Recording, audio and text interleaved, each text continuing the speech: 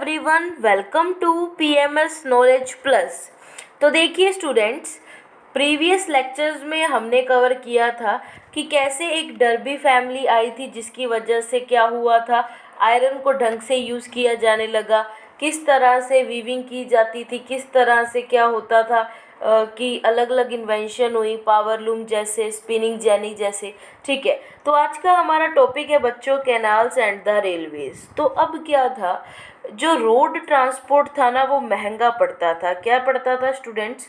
Road से जो transport किया जाता था वो बहुत ज़्यादा कॉस्टली भी पड़ता था, और क्या होता था, टाइम भी लगता था, स्लो होता है रोड ट्रांसपोर्ट। ठीक है, तो वहाँ पर क्या सोचा गया, ये सोचा गया कि अब हमें क्या करना है, कैनाल्स को यूज़ करना है एक्सेप्ट रोड्स, यानी कि रोड्स को अब हमें नहीं यूज़ करना है।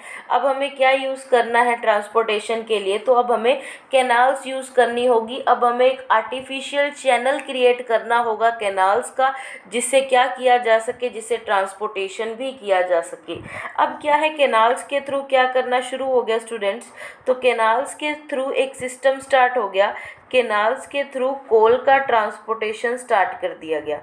क्या कर दिया गया, कैनाल्स के थ्रू कोल का ट्रांसपोर्टेशन स्टार्ट कर दिया गया। और पहली इंग्लिश कैनाल, आप इस चीज़ को याद रखिएगा बच्चों, कि फर्स्ट इंग्लिश कैनाल कौन सी बनाई गई, तो वो बनाई गई थी वोर्सली कैनाल। कौन सी बनाई गई थी बच्चों, तो वो बनाई गई थी वोर्सली के कैनाल। ये क्या है, फर्स्ट इंग्लिश कैनाल है। ठीक है, अभी किसके द्वारा बनाई गई, ये बनाई गई जेम्स ब्रिंडले के द्वारा। किनके द्वारा बनाई गई बच्चों, तो ये बनाई गई जेम्स ब्रिंडले के द्वारा। अब क्या है कि एक ऐसा पॉइंट जहाँ पर क्या होती हैं, काफ़ी सारी कैनाल्स आकर मीट करती हैं, एक ऐसा पॉइंट जहाँ पर अलग अलग कैनाल्स क्या करती हैं, मीट करती हैं। ये हो गया वो पॉइंट जहाँ पर अलग अलग कैनाल्स मीट कर रही हैं, और इस पॉइंट को क्या बोला गया है बच्चों, तो इस पॉइंट को यहाँ पर बोला गया है बिरमिंगम। क्या बोला गया है, तो इस पॉइंट को यहाँ बोला गया है बर्मिंगम। ठीक है, तो ये भी आपको क्लियर हो गया। अब कैनाल वाला जो हमारा लास्ट टॉपिक रह गया है कैनाल में, तो वो रह गया है कैनाल मैनिया। अब एक जो है, एक नई टर्म आती है हमारे पास जिसका नेम है कैनाल मैनिया। तो अब कैनाल मैनिया क्या है बच्चों, तो जो 1788 से लेकर 1796 का टाइम पीरियड है ना, उसे कौन सा टाइम पीरियड कहा जाता है, उसे कहा गया है कैनाल मैनिया का टाइम पीरियड कहा गया है। कि जिस टाइम पे बहुत ज़्यादा क्या हुई, कैनाल्स का डेवलपमेंट हुआ, बहुत सारी कैनाल्स जो हैं बनी। लगभग इस टाइम पे 46 नए प्रोजेक्ट्स बने थे, नई कैनाल्स जो हैं सेटअप हुई। तो ये तो था बच्चों हमारे कैनाल्स के बारे में टॉपिक। अब चलते हैं हमारे नेक्स्ट टॉपिक पे जिसका नेम है रेलवेज। क्या नेम है बच्चों, तो नेक्स्ट टॉपिक है जिसका नेम है हमारा रेलवेज। अब क्या सोचा गया कि अगर हम रेलवे को ट्रांसपोर्टेशन में यूज़ करें तो ये भी क्या होगा, काफ़ी क्या पड़ेगा, चीपर थिंग पड़ेगी। अब तो रेलवे का क्या यूज़ था वो हम देखते हैं। अब देखिए कि रेलवे कैसे एमर्ज हुई, कैनाल को कैसे एक बार साइड कट दे दिया हमने। तो क्या है कि कैनाल का कब यूज़ नहीं होता था बच्चों, जब ड्रोट आ जाती थी, सूखा पड़ जाता था, फ्लडिंग हो जाती थी, तो कैनाल्स का यूज़ जो है वहाँ पर नहीं काम में देता था। तो क्या होने लगा, तो हमारे पास एक सिस्टम आ गया, वो सिस्टम था रेलवे का यूज़, यानी कि रेलवेज का क्या हो गया, रेलवेज का एमरजेंस हो गया। ठीक है, तो पहली जो रेलवे जो बनी वो बनी हमारे पास 1814 की बात आती है। 1814 में क्या हुआ कि जो रेलवे का यूज़ होने लगा, और जो रेलवे मोड ऑफ नेटवर्क बना, मोड ऑफ ट्रांसपोर्ट बना, तो ये बहुत ही ज़्यादा सस्ता और तेज़ ट्रांसपोर्टेशन इसका बन गया। जो वुडन ट्रैक्स थे, यानी कि जो ऐसे मान सकते हैं हम, जो ट्रैक होती है, पटरी होती है जो वुड की होती है, उसे रिप्लेस कर दिया गया। कौन सी ट्रैक्स का यूज़ करना स्टार्ट किया गया, तो ये यूज़ करना स्टार्ट किया गया आयरन ट्रैक का। कौन से ट्रैक का बच्चों, तो ये यूज़ करना स्टार्ट हुआ आयरन ट्रैक का। एंड फर्स्ट रेलवे लाइन का इस्टेब्लिशमेंट कब हुआ, तो जो फर्स्ट रेलवे लाइन का इस्टेब्लिशमेंट हुआ बच्चों वो हुआ 1825 से लेकर। अब वो जो रेलवे है वो कहाँ से लेकर कहाँ तक, जो रेल है वो कहाँ से लेकर कहाँ तक दौड़ी, तो वो दौड़ी बच्चों स्टोकटन से लेकर डार्लिंगटन तक। कहाँ तक दौड़ी, तो ये स्टोकटन से लेकर डार्लिंगटन तक दौड़ी। अब क्या है, अब हमारे पास बात आ जाती है दो नए कंसेप्ट्स की। तो एक तो आता है बच्चों लिटिल रेलवे मैनिया। क्या आता है? Little railway mania. And second हमारे पास आता है बिगर मैनिया। ठीक है, एक तो आता है हमारे पास लिटिल रेलवे मैनिया और एक हमारे पास आता है बिगर मैनिया। तो जो ये लिटिल रेलवे मैनिया है, इसमें क्या हुआ था, तो इसमें जो रेलवे बनी थी वो लगभग 1400 माइल्स तक की बनी थी, रेल ट्रैक जो है। और बिगर मैनिया में कितनी हुई, तो ये हुई 9500 माइल्स तक। ठीक है, ये आपको समझ आ गया होगा। अब क्या हुआ, एक नया इन्वेंशन आ जाता है, उसकी भी हम यहाँ पर बात कर लेते हैं बच्चों। तो वो जो नया इन्वेंशन है वो क्या था, वो था पफिंग डेविल। क्या इन्वेंशन है, वो है पफिंग डेविल। अब पफिंग डेविल क्या होता है, मेनली ये कोल माइंस वगैरह में यूज़ किया जाता था। इस टाइप की एक ट्रेन होती थी, ठीक है, जो क्या होता था, बंधा होता था, जिससे क्या होता था, कोल जो है ट्रांसपोर्टेशन किया जाता था माइंस के अंदर। ठीक है, तो ये जो है पफिंग डेविल का क्या किया गया, पफिंग डेविल नाम की एक इन्वेंशन की गई। किसके द्वारा की गई, तो ये की गई रिचार्ड ट्रेवथिक के द्वारा। किनके द्वारा की गई, तो ये की गई रिचार्ड ट्रेवथिक के द्वारा जो है पफिंग डेविल की इन्वेंशन हुई। तो आपको ये टॉपिक क्लियर हो गया होगा बच्चों अच्छे से कि कैनाल एंड रेलवेज क्या है। तो बिना किसी टाइम वेस्ट के हम चलते हैं हमारे नेक्स्ट टॉपिक पर। अब देखिए हमारे पास जो नेक्स्ट टॉपिक आता है बच्चों, वो क्या है, वो है हु वर द इन्वेंटर्स। तो इस टॉपिक में हम क्या पढ़ेंगे, तो इस टॉपिक में हमें ये पता चलेगा बच्चों कि जो बेसिक साइंस है, बेसिक साइंस मतलब ये फिजिक्स केमिस्ट्री, तो ये वहाँ पर जो साइंटिस्ट है उनको कब पता लगने लगा, तो ये लगभग उनको पता लगने लगा था लेट 19th सेंचुरी तक। ये कब पता लगा था बच्चों, तो उनको ये पता लगा था लेट 19th सेंचुरी में। ठीक है, तो इस चीज़ के तो प्रूफ एविडेंस हमें मिले हैं। लेकिन अब क्या है कि अब जब लोगों को साइंटिफिक नॉलेज होने लगी, तो साइंटिफिक जर्नल्स वगैरह पब्लिश होने लगी, न्यूज़पेपर वगैरह पब्लिश होने लगे, लोगों में knowledge I, skill I, developed हुए लोग।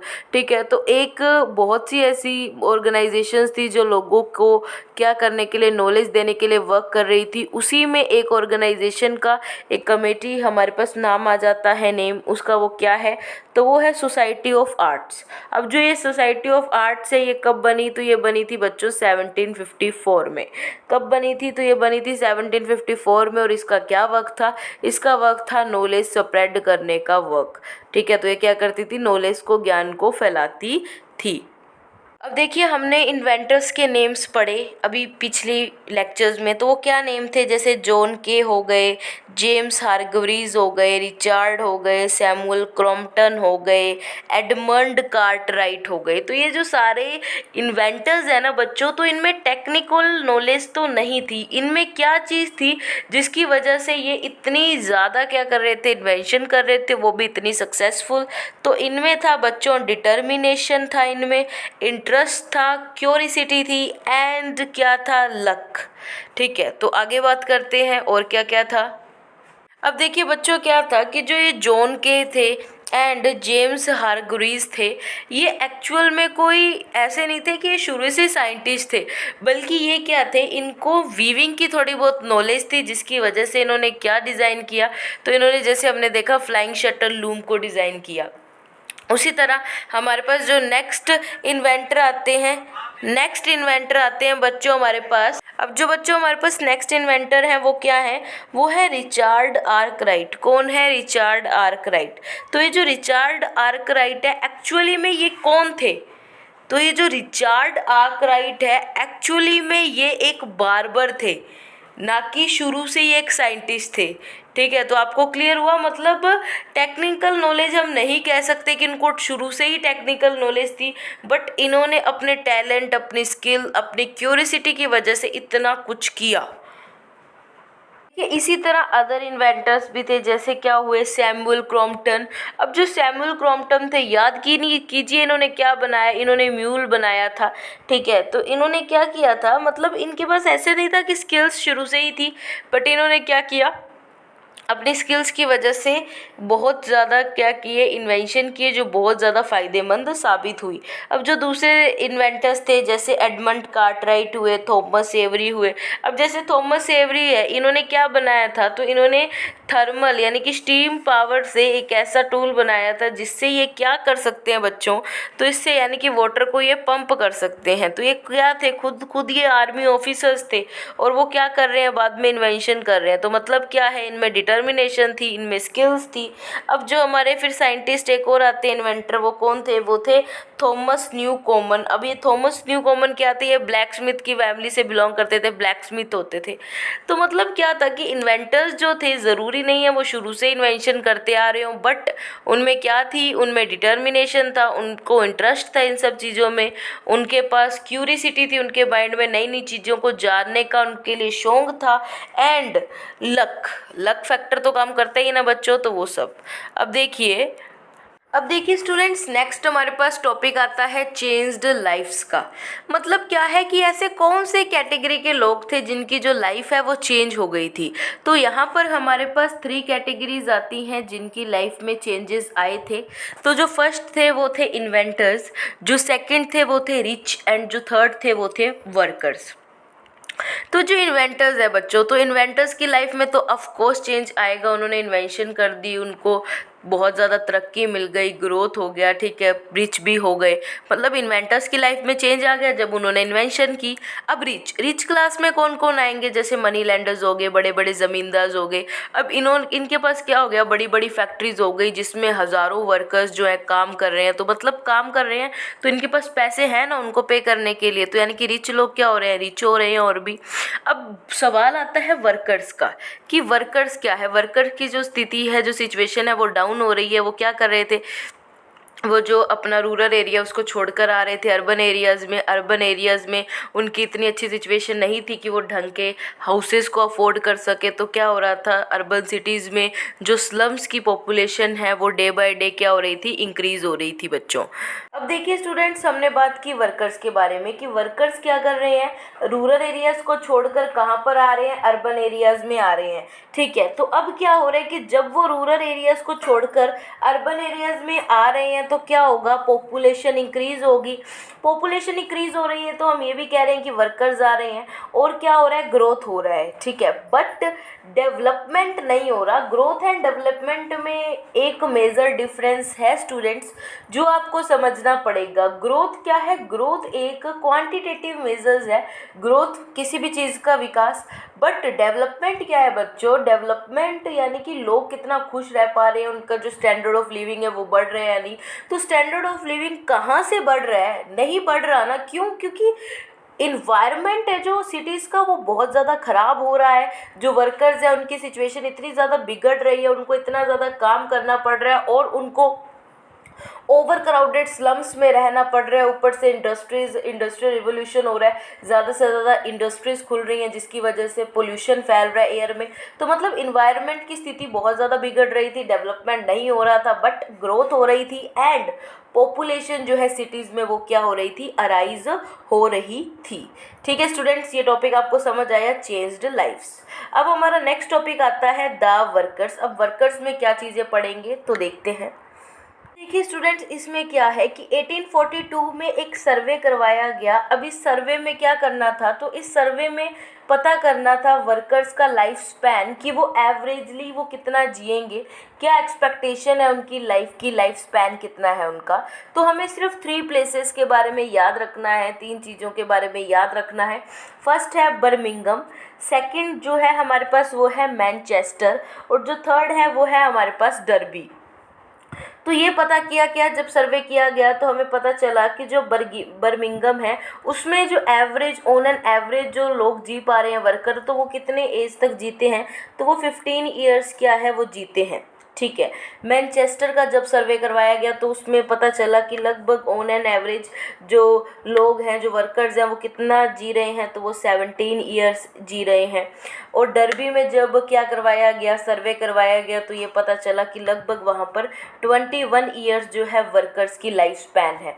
तो ये लाइफ स्पैन उन्होंने सर्वे के थ्रू 1842 में करवाए हुए सर्वे के थ्रू पता किया। अब क्या है कि ये भी पता चलता है कि जो चाइल्ड है वहाँ पे चिल्ड्रन है, लगभग आधे चिल्ड्रन यानी कि 50% जो चिल्ड्रन है वो 5 साल भी उनकी एज नहीं है।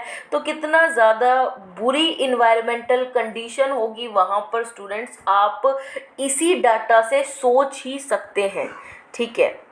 अब देखिए ये सब क्यों हो रहा है, इतनी ज़्यादा बुरी कंडीशन क्यों है, तो इसका रीज़न भी हम देख लेते हैं। तो वहाँ पर क्या फैल चुका था बच्चों, तो वहाँ पर फैल चुके थे एपिडेमिक्स। एपिडेमिक्स का मतलब महामारी फैल चुकी थी। अब महामारी दो चीज़ों की वजह से फैली थी, एक तो वाटर एंड दूसरा है एयर। ठीक है। वाटर, पानी से क्या बीमारियाँ फैल रही थी, तो वो फैल रही थी जैसे क्लोरा हो गया, टाइफाइड हो गया, और इनमें से कुछ बीमारियां तो आज भी एग्जिस्ट करती हैं। और 1832 में क्या हुआ था बच्चों, कोलेरा की वजह से लगभग 31,000 जो लोग हैं वो मारे गए थे। अब बात आ जाती है एपिडेमिक, दूसरी जो महामारी है जो एयर की वजह से फैलती है वो होती है ट्यूबरक्लोसिस। ट्यूबरक्लोसिस यानी कि टीबी, जिसकी वजह से और भी ज़्यादा बुरी जो कंडीशन है लोगों की हो रही थी। ठीक है। तो ये अब आपको समझ आया होगा इसका कारण कि पॉपुलेशन क्यों जो है थोड़ी डिक्रीज होना स्टार्ट हो रही थी।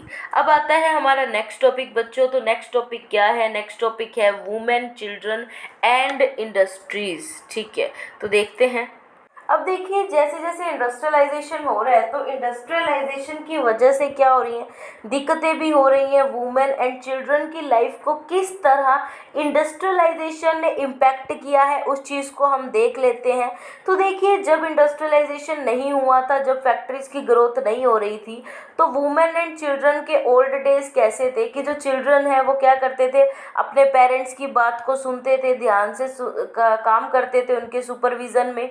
और वुमेन्स क्या करती थी, वुमेन्स भी चरखा वगैरह चलाती थी। बट जब इंडस्ट्रियलाइजेशन हुआ है तो उन पे इम्पैक्ट पड़ा है कि जो ये वुमेन एंड चिल्ड्रन है ये भी फैक्ट्रीज में वर्क कर रहे हैं। किस टाइप का वर्क, जैसे लेस मेकिंग हो गया, कॉटन हो गया, सिल्क हो गया, मेटल हो गया। ठीक है। अब ये वुमेन एंड चिल्ड्रंस को क्यों काम पे रखा जा रहा है बच्चों, तो इसलिए रखा जाता है क्योंकि एज़ कम्पेयर टू मैन ये क्या करते हैं, वुमेन एंड चिल्ड्रन कम पैसों में काम करते हैं। ठीक है। यानी कि लेस इनकम, लेस सैलरी लेते हैं ये काम, और अच्छा भी करते हैं। ठीक है। इसलिए क्या है, लोग जो है वुमेन एंड चिल्ड्रन को प्रेफर कर रहे थे it respect to man. Man की जगह ये क्या कर रहे थे कि अगर वुमेन एंड चिल्ड्रन कोई काम पे लगना चाहते हैं तो हम उनको लगा देंगे। अब और रीज़न क्या है वुमेन्स और चिल्ड्रन को काम देने का, तो ये एजिटेट भी कम करते हैं वुमेन एंड चिल्ड्रन, अपने काम पे ही ज़्यादा ध्यान रखना, फालतू में जो है धरना प्रदर्शन, गुस्सा अपना नहीं दिखाना। और ये क्या करते थे, और ज़्यादा लेबर की भी इनको रिक्वायरमेंट नहीं होती। ठीक है। तो ये अब आपको समझ आया। और क्या होते हैं, जैसे ये चिल्ड्रंस वगैरह होते हैं, ये स्मॉल बॉडीज़ होती हैं इनकी। ठीक है। मतलब इतने ज़्यादा लंबे चौड़े नहीं होते क्योंकि मैन्स हैं। अगर वो मैन वर्क करेंगे तो उनकी हाइट वगैरह भी होगी। बट जैसे मशीनरी वगैरह में कोई ख़राबी आ जाती है, जैसे हमने बात की थी पावर लूम की, ये काफ़ी एक हाई टेक्निक जो मशीन थी। अब जैसे हमने देखा था कि अगर इसका कोई थ्रेड है जो बीच में से ब्रेक हो जाता है तो ये क्या है, ये वहीं पर जो है मशीन रुक जाती है। तो अब मशीन को सही भी तो करना पड़ेगा, चलाना भी तो पड़ेगा। अब चलाते कौन थे, यही चिल्ड्रन जो है मशीन के अंदर जाकर देखते थे कि क्या खराबी जो है, जिससे क्या करते थे, ठीक कर देते थे। और इसी वजह से क्या है, एक्सीडेंट्स भी बहुत होते थे। कभी क्या होता था, कभी बच्चों का और औरतों का हाथ वगैरह आ जाता था मशीन्स में। तो मतलब अच्छी चीज़ें भी हो रही थी एंड नेगेटिव रोल्स भी इस चीज़ के थे। तो ये अब आपको समझ आया होगा वुमेन, चिल्ड्रन एंड इंडस्ट्रियलाइजेशन वाला टॉपिक भी। अब देखिए स्टूडेंट्स, हमारा जो नेक्स्ट टॉपिक आएगा वो आएगा प्रोटेस्ट मूवमेंट्स, जो हम करेंगे हमारे नेक्स्ट वीडियो में। इतने आप सारा जो है इस चीज़ को कवर कर लीजिए, अच्छे से समझ लीजिए। मिलते हैं नेक्स्ट वीडियो में नेक्स्ट टॉपिक के साथ। Thank you very much.